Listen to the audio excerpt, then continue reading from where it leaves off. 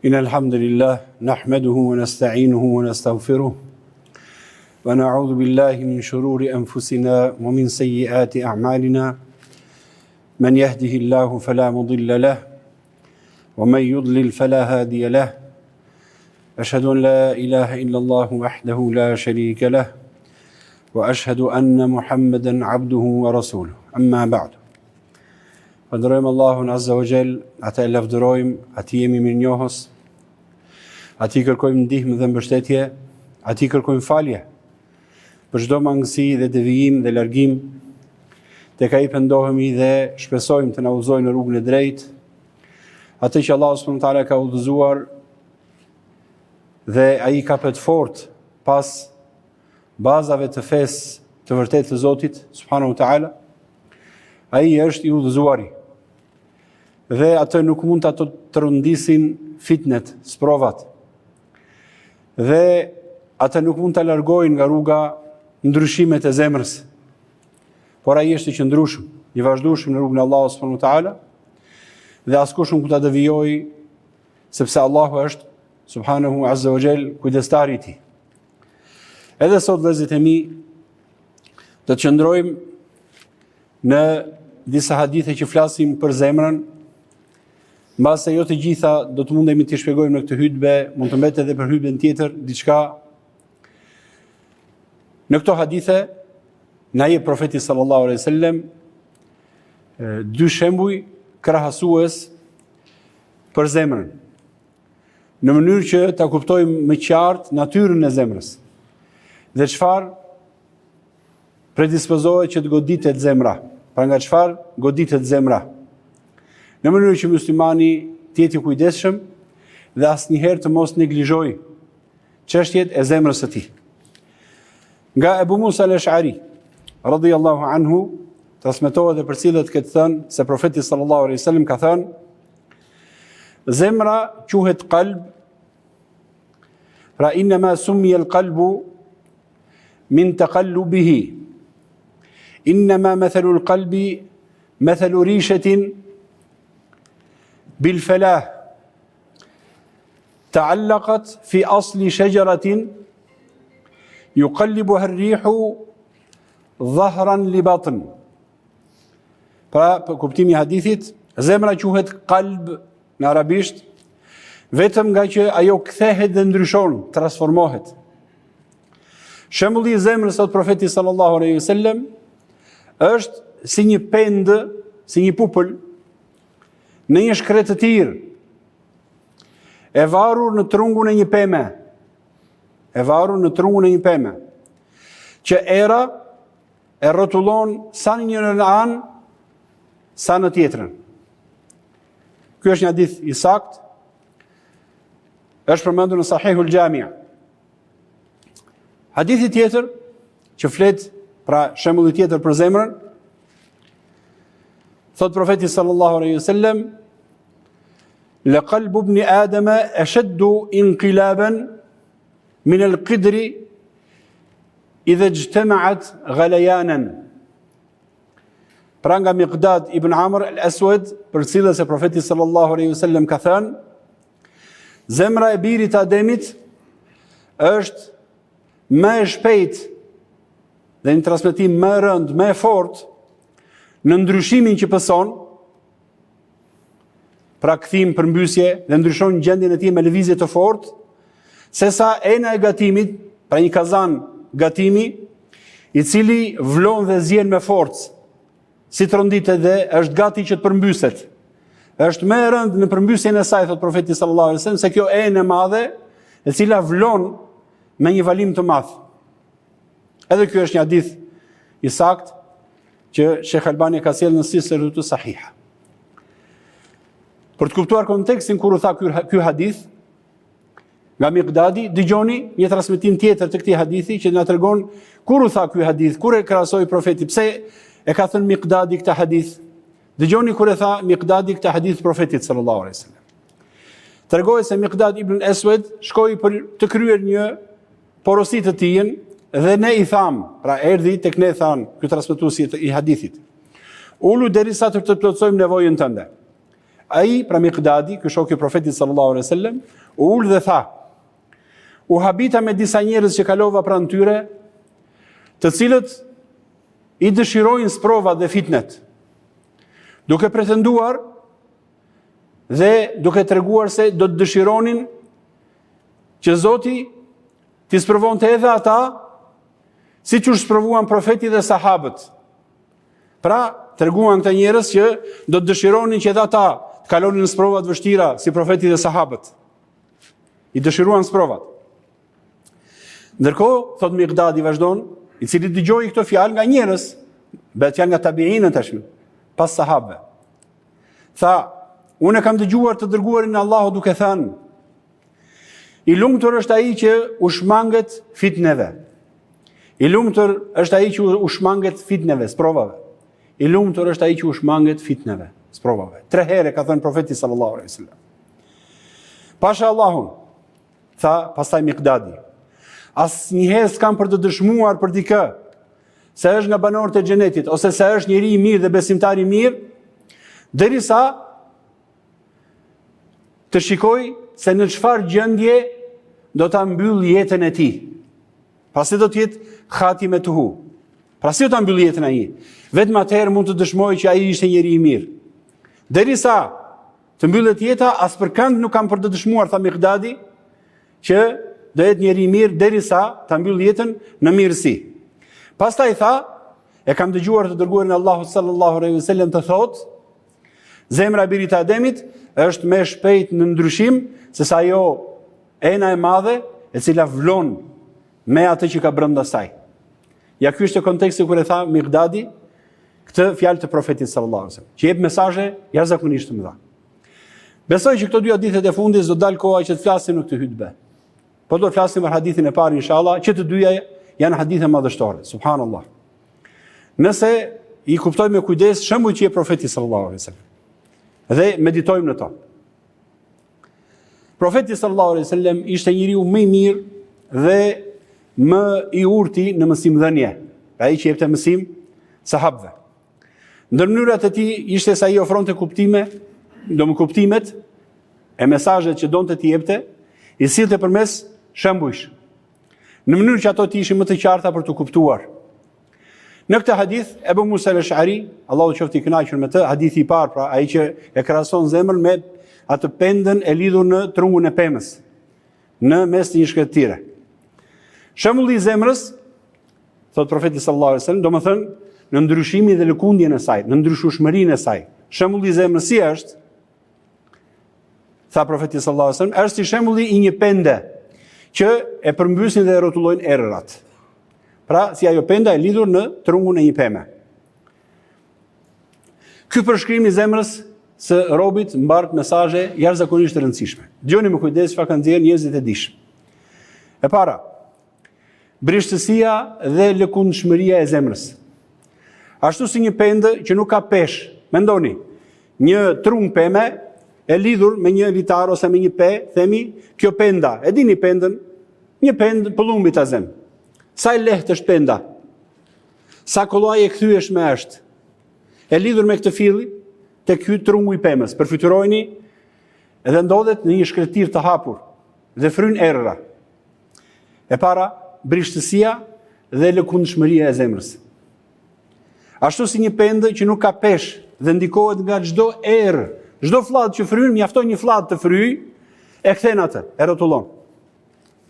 Edhe zemra është shumë e ndjeshme dhe nuk ka qëndrueshmëri të vetën. Ajo preket nga çdo gjendje, dhe nga çdo rrethan dhe nga çdo ndikim i jashtë. Wallahi kjo është zemra e njeriu. Asnjëherë mos e konsidero veten se je i sigurt. E dyta, shpejtësia e ndryshimit të zemrës.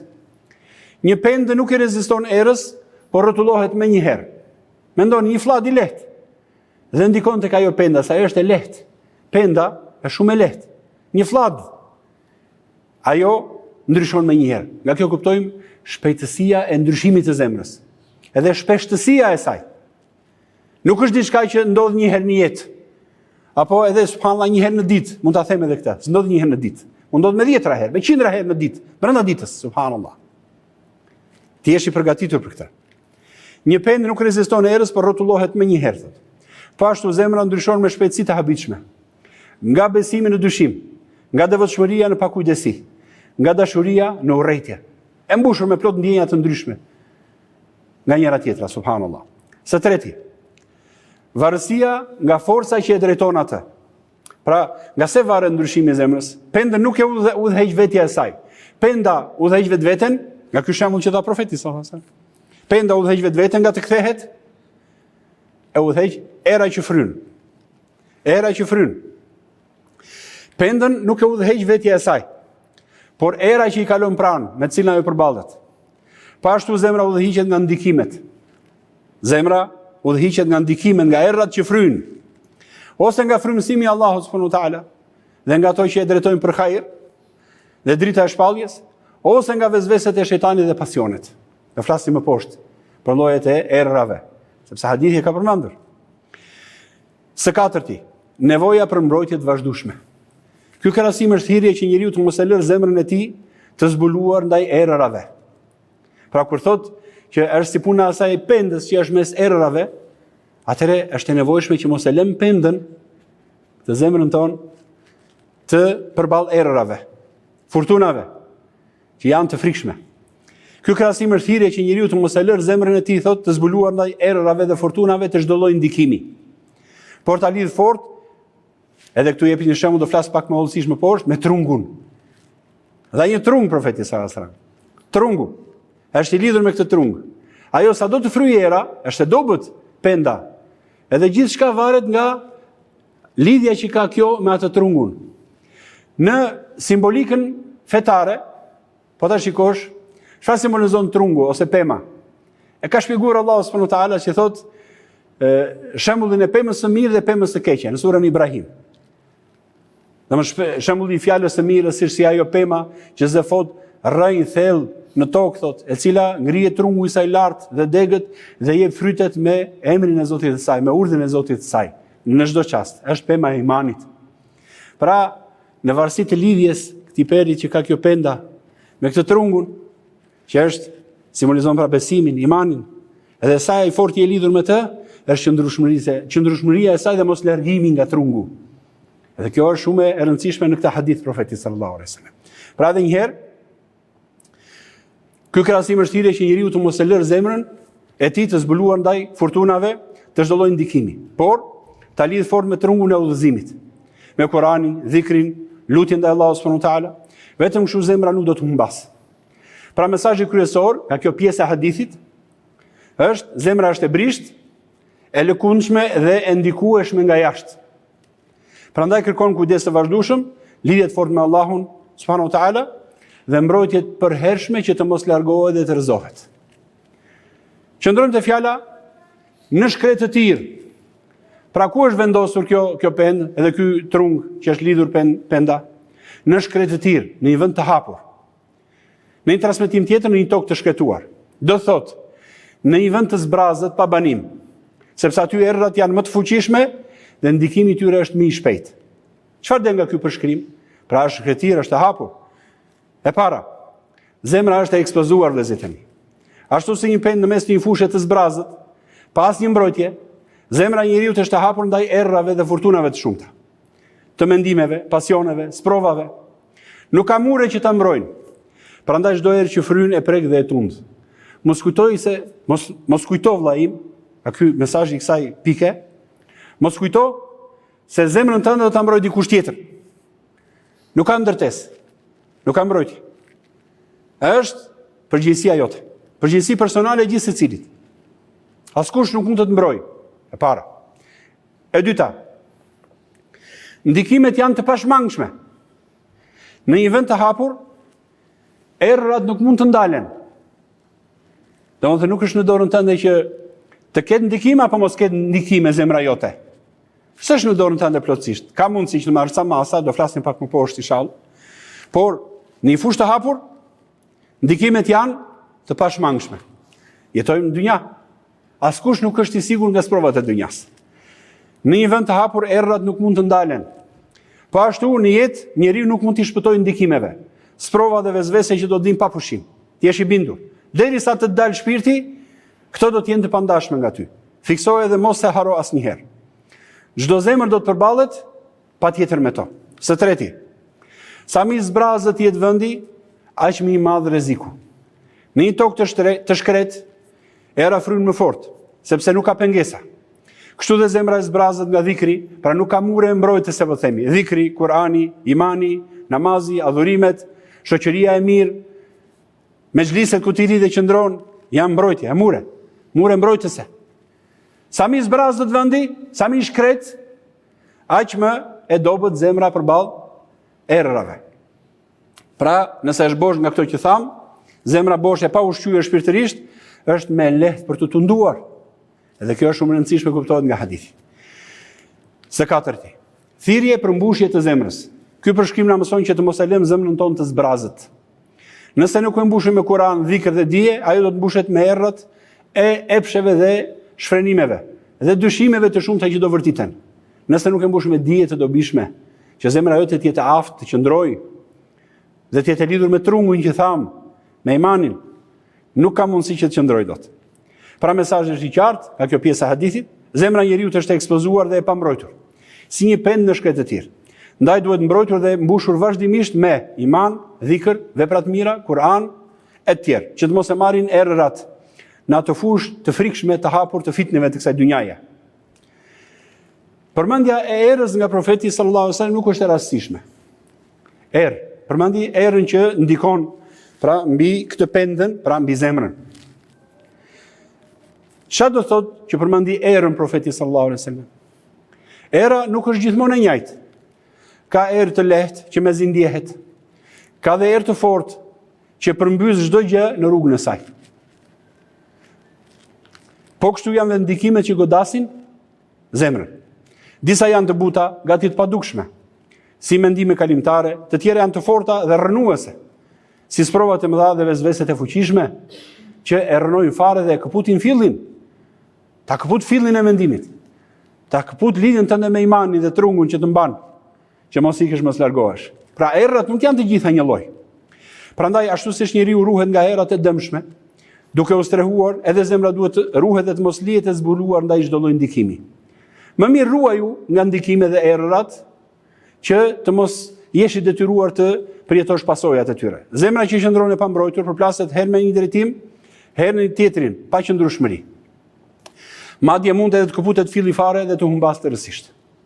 Ky është kuptimi i hadithit. Zemra nga shpëtësia e lëvizjes dhe dobësia e saj ndikohet nga çdo gjë që afrohet. Herë nga mendime që e çojnë në të kotën, herë nga ato që udhëzon drejt të vërtetës. Edhe vinë dhe mendimet për të vërtetën, alhamdulillah. Herë drejt të mirës dhe herë drejt së keqes. Ashtu si kurse errat ndryshojnë, zemra nuk përballet vetëm me një ndikim të vetëm, por me dhjetëra dhe qindra shtysa dhe nxitje që i vijnë çdo ditë. Madje ndoshta çdo orë. Nga shoqëria, nga pasionet, nga vezveset e shejtanit, nga dëshirat e trupit, epshet, shfrenimet, nga frymëzimet, edhe nga e mira. Pra është shumë dinamike ajo që ndjen zemra e njeriu në jetën e kësaj dynjaje. Ato e sulmojnë pa pushim nga çdo anë. Mesazhi është i qartë. Mos e lër zemrën të zbuluar ndaj errave të botës. Lidhja të fortë me Allahun subhanuhu teala dhe mbushje me Kur'an, dhikr, vepra të mira, që mos përmbyset dhe të kaloj pa u dëmtuar. Nga kjo kuptojmë vëllezërit e mi se sa e domosdoshme është edhe dituria rreth fortunave dhe sprovave. Se njeriu që është i paditur nga në lidhje me sprovat që mund ta godasin, është edhe më i papërgatitur. Pra, nëse nuk ke dituri për sprovat që mund të bie njeriu, qëllimi i kësaj fjale, është më lehtë që të biesh, edhe më lehtë që ti shpërfillësh ose të mos i marrësh në konsiderat seriozisht. Prandaj thon dietarët, ashtu si lundërtarët, që nuk hyjnë në det pa parë kahun dhe fuqinë e errës, lundërtari, marinari kur del në det, futet dhe di mirë nga do fryera, i merr masa dhe shikon, studion me përvojën e tij, kujdeset, pyet, interesohet, shikon dhe mat nga frynera, sa do të jetë, sa ballë është era që të hyjë dhe të lundroj. Si mendon me këtë botën tonë me ato dallë kaq të mëdha, subhanallahu. Ne jemi një det të trazuar që vallahi nuk e dim se kur mund të vijë domethënë ajo përmbysja jo. Pra, ashtu si kurse lundërtarët nuk hyjnë në det pa parë kahun e fuqinë e errës. Edhe besimtarët duhet të jetë i kujdesshëm për errat shpirtërore dhe mendore, që mund ta godasin zemrën e tij. Nuk futet në ato rryma që ai e di shumë mirë që aty përballet keq. Zgjedh një rrugë e cila është më e thjeshtë. Zgjedh diku një drejtim që edhe nëse përballet me të, alhamdulillah mund të dalë faqebar dhe ja del që të kaloj. Ky është mesazh shumë i fortë, duhet njohuri në lidhje me fitnet me të cilat përballemi. Njeriu që është në gaflet në lidhje me sprovat me të cilat do përballet në këtë dynja, ai njeriu nuk mund të përballet me to. Prandaj dhe profeti sallallahu alejhi wasallam, po ta shikosh, ka përmendur me qindra shenja nga shenjat e kiametit. Edhe ka paralajmëruar besimtarët, nëse ndodh kjo, kujdes, do të vi kjo. Nëse ndodh kjo, kujdes, do të sillesh në të formë. Pse i ka sill gjitha këto? Që njeriu në këtë rast e fortuna është të mëdha, siç do të janë shenjat e kiametit, gjërat mëdhore që do ndodhin në botë, do të njeriu të jetë i përgatitur dhe asnjëherë domethënë neglizhent. Lundërtari i mençur nuk futet detit pa ditur, sikur se tham, stuhit, përndryshe rrezikon të fundoset. Besimtari i mençur nuk hyn në çdo shoqëri, nuk ndjek çdo ide, nuk ekspozohet ndaj çdo medie apo tundimi apo sprove, nuk ekspozohet, e ruan veten. Nuk hyn fare asaj pune. E di që zemra nuk e përballon dot të tilla sprova, mos hyr asaj. Qëndro atje ku je, qëndron ato erra të lehta, ai sa mban peri yt, ai sa mban ai trungu që ke, ai imani që ke. Mos u përball me atë që nuk ja del dot. Qëndro me ai të ka dhënë Allahu subhanahu wa taala. Të thjeshta ka bërë fen. Ruaj veten dhe elhamdulillah do të jesh i sigurt. Me lenin Allahu subhanahu wa taala. Kështu hadithi është një thirrje që njeriu ta analizoj. Paraprakisht era që godasin. A është kjo një shoqëri, pra kjo shoqëri ku jam një erë mirë që do ta çoj drejt Allahut, apo një stuhi që do ta përmbys? A është ky mendim dhe frymëzim që të vjen në shpirt ose në mendje, i pastër që sjell dritë, apo një vezves nga shejtani që sjell dyshime dhe të fut në qor sokak? A është një lajm, ky imazh, kjo fjalë që ty hyri në zemër, një aromë e pastër apo një helm i fshehur? Pra ashtu si të gjithë njerëzit, pra lundërtari i aftë që lexon horizontin dhe dallon erën përpara se të ngrejë velat, edhe besimtari duhet të lexojë shenjat e zemrës së tij dhe të jetë vigjilent ndaj çdo ere që afrohet. Mesazhi është i qartë. Kush nuk njeh errat e shpirtit, prirjet e zemrës së tij, ta njohë dhe veten e tij. Kush nuk njeh natyrën e sprovave me cilat do përballet, është naiv. Edhe hyn aty ku s'duhet hyj. Pra njihe veten tënde, njihe zemrën tënde deri ku shkon. Ai filli, jo sa mban, sa ball mban. Ai trungu, ai mani që ke deri ku shkon. Dhe pastaj hyr dhe vazhdo udhëtimin. Kujdes në atë që përballesh. Thot profeti sallallahu alaihi wasallam në këtë hadith, i varur në një trung peme. Subhanallah. Kur profeti përmendi domethënë pendën e varur në trungun e një peme, kjo nuk ishte thjesht një detaj rastësori i krahasimit. Por subhanallahu një mesazh shumë të fortë. Dëgjoni me kujdes. Penda nuk është e lirë të largohet nga trungu. Mund të largohet penda nga trungu që t'i shmanget errave. Mundet domethënë zemra të thotë jo se unë nuk dua të më sprovoj Zoti. Mund t'i shmangesh sprova që do Zoti? Nuk i shmangesh dot. Është e pamundur, je i lidhur. Pra, e para, ashtu si penda është e detyruar të qëndrojë aty ku është e lidhur, edhe zemra e njeriu është e lidhur me trupin e tij dhe me botën ku jeton. Ajo nuk ka mundësi të ikë prej fushës së sprovave dhe furtunave shpirtërore. Njeriu nuk mund të shpëtojë nga sfidat e jetës. Ato do ta prekin patjetër, por ai duhet të qëndrojë i lidhur me trungun që e mban. Cili është trungu që zgjedh? Është imani i fortë, me rrënjë të thella në tokë, që nuk tronditet as pak, dhe litari që të mban lidhur me këtë është libri i Allahut, siç e ka përshkruar Zoti subhanahu wa taala që Kurani, profeti sallallahu alaihi wasallam është litari i Allahut për njerëzit. Pra je lidhur fort që kjo zemra jote të mos tronditet, apo trungu ku je bazuar është si ai që ka rrënjët e shkullura, si ajo fjala e keqe, i cili çdo herë që frynë e shkatron dhe e largon ja shkull rrënjët fare. Lidhja që ke Kurani, pra ky litari që të lidh është i dobët dhe s'ke lidhje fare me fjalën e Allahut subhanahu wa taala. Pra, do kujdes të madh. Disa kanë thënë, zemra është kaq e lëkundshme sepse Zoti ka vendosur që ajo të jetë mes dy nxitjeve në këtë dynja. Allahu ka vendosur subhanahu wa taala. Për këtë duhet jemi të qartë dhe të vetëdijshëm. Nëse do të donte Allahu subhanahu wa taala, nuk do na bënte të kishim prirje në këtë dynja, pra edhe prirje të mira dhe të këqija. Në zemrën e çdo biri të Ademit ka vendosur Zoti subhanahu wa taala një prirje për të mirë që është meleku, i cili e nxit për hajër, por ka vendosur edhe një prirje për të keqe që është shejtani, xhinni, pra prekarini, secili ka nga një që ka vendosur Zoti subhanahu wa taala. Pra Allahu ka dashur vëllezërit e mi, për të jemi të vetëdijshëm. Ka dashur që zemra të jetë mes frymëzimit për hajër dhe të sytjes për sherr. Të dyja e godasin vazhdimisht dhe japin mendime dhe sytje. Vepra, zemra është e hutuar mes pasionit dhe udhëzimit, gjithmonë mes dy të kundërtave që luftojnë. Pra kjo është sfida jonë vëllezër. Nëse nuk e pranon, punë e madhe se pranon. Në fundit nuk del nga ky realitet. Kështu është. Ka vendosur Zoti subhanahu wa taala. Zemra pa është e hutuar, mendimet nuk i ndalen kurrë. Dhe goditet e saj janë më të shpeshta se për çdo pjesë të trupit. Pra zemra goditet. Prandaj është në këtë. Së dyti, trungu i pemës është pika mbështetëse. Penda nuk ka peshë dhe nuk ka fuqi të qëndrojë në vend. E vetmja gjë që e mban të mos fluturojë në erë është lidhja e saj me trungun, pra me këtë pemë. Kështu edhe zemra e njeriu nëse nuk lidhet fort me imanin në Allahun subhanahu wa taala, me Kur'anin, nuk do ta marr, pra atë do ta marr era e pasioneve e dyshimeve, e sigurt. Edhe nuk dihet se nga do ta çojë. S'ka, do të jesh njeri domethënë i pastabilizuar, i paqartë, në tym, në mjegull, se s'ke karar, nuk e trun ku mbështetesh, nuk e ku të kthehesh në mendimin tënd, në atë si e koncepton jetën. S'ke ku të kthehesh. Pra, trungu është shumë i rëndësishëm. Së treti, edhe kjo është e përsëritur si mesazh, nga çka u tha më sipër, errët janë të pashmangshme, por lidhu fort me trungun. Penda, megjithëse përmbyset herë andej herë këtej, nuk humbet. Sepse është e lidhur. Pra nëse nuk largohesh nga parimet e tua, ky trung që është i qartë, është i fortë, edhe nëse tronditesh ndonjëherë, nuk mund të largohesh. Elhamdulillah do të jesh prapë i lidhur me bazën. Ka hajër në ty dhe ti do të vazhdosh rrugën inshallah. Po kështu zemra e besimtarit mund të sprovohet, të tronditet dhe të lëkundet, por sa kohë që ai është i lidhur me fen, nuk shkëputet.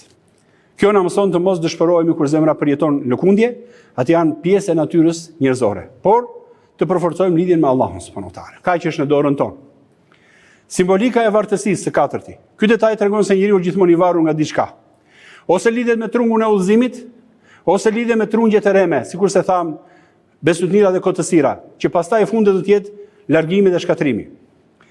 Penda nuk mund të mos lidhet me diçka, se s'bën do të jetë e lidhur. Prandaj dhe profeti tha është e lidhur. Dhe njeriu në dynja ose do të zgjedh hajrin, ose do të zgjedh sherrin dhe pasionet e tij. Prandaj duhet njeriu të bëjë zgjedhjen.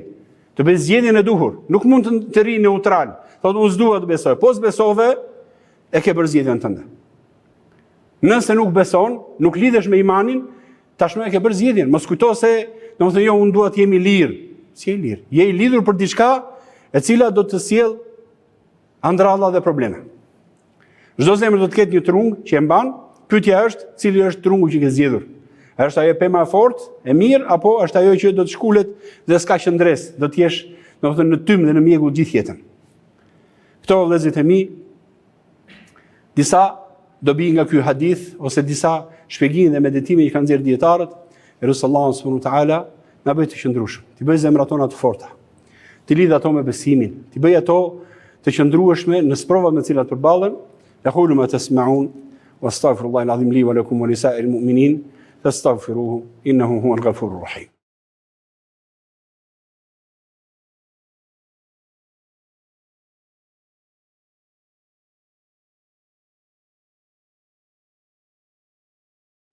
Bismillah, alhamdulillah, salatu wassalamu ala rasulillah.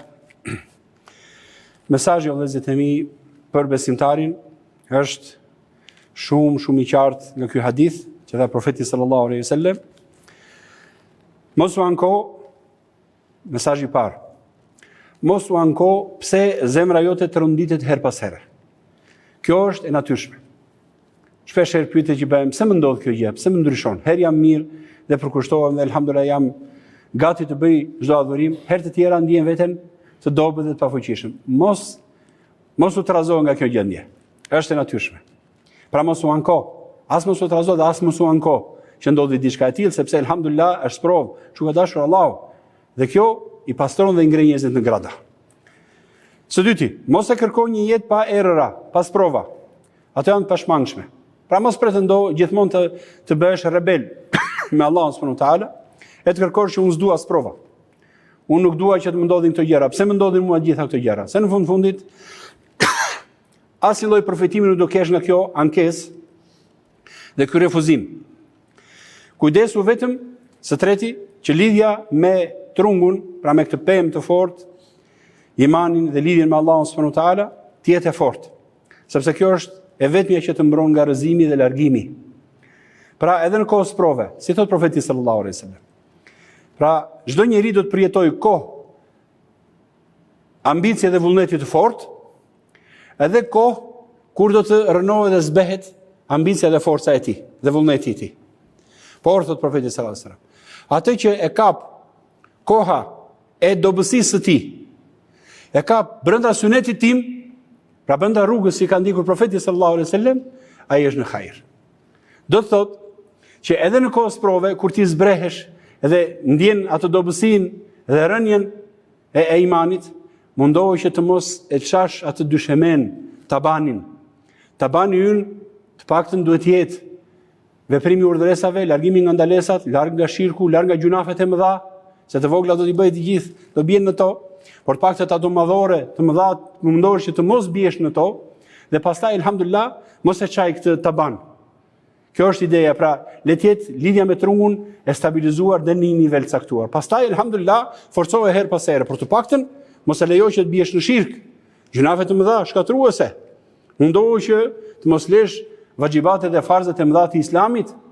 Mundohu që ato të mos jenë të cënueshme. Gjunafe të vogla, jo se themi që tolero dhe bëj, padyshim, por elhamdulillah të paktën kufiri jot të jeti përcaktuar, pra të kesh një aspirat, të kesh një ambicie, që elhamdulillah ti qëndrosh besnik asaj. Ky hadith është një mësim madhështor, sepse na tregon ky sahabi i profetit sallallahu alaihi wasallam e tha këtë hadith, edhe mbani mend kontekstin kur se si u tha ky hadith, por edhe hadithi e Abu Musa al-Ash'ari tregojnë kujdesin e madh që kishin sahabët në lidhje me punën e zemrës, subhanallah. I përkujtonin këto hadithe dhe i diskutonin mes njëri tjetrit. Edhe shokët e profetit pra që ishin gjenerata më e zgjedhur, nuk ishin të sigurt nga ndryshimet e zemrës. Siguria vetme është e mbrojtja e Allahut dhe lutja e vazhdueshme për qëndrueshmëri. Në këtë hadith shfaqet qartë dobësia e zemrës dhe fakti që ajo endet mes pasionit që thret drejt humbjes dhe udhëzimit që thret drejt vërtetës dhe të mirës. Gjithashtu në të gjendet një paralajmërim për frikën nga ndryshimi i gjendjes së zemrës dhe se njeriu t'i takon të nxitojë në veprat e mira. Nga frika se mos zemra e tij përmbyset dhe largohet nga rruga. Pra fjala e varur në trungun e pemës, në këtë shkretir të hapur që errat janë të shumta, pesha e lehtë e pendës e cila nuk mund të mbajë veten, të gjitha këto mesazhe që tregojnë vëllezërit e mi, tregon është në një figurë shumë e fortë nga profeti sallallahu alaihi wasallam, tregon për varësinë e domosdoshme të zemrës ndaj një burimi të fortë dhe një baze të fortë për të ruajtur. Pak të trung, zemra do fluturonte humbur errave të humbjes. Elu sallallahu subhanahu wa taala të na ruaj nga çdo fitne, nga çdo sprov. Elu sallallahu na jep mençurinë e mjaftueshme që ta ruajmë veten dhe të mos e futim atje ku s'duhet. Dhe të përballemi pastaj me pasoja të hidhura dhe të dhimbshme të veprimeve tona. Së fundi vëllezëri, që në salavat e profetin ton Muhammedin sallallahu alaihi wasallam.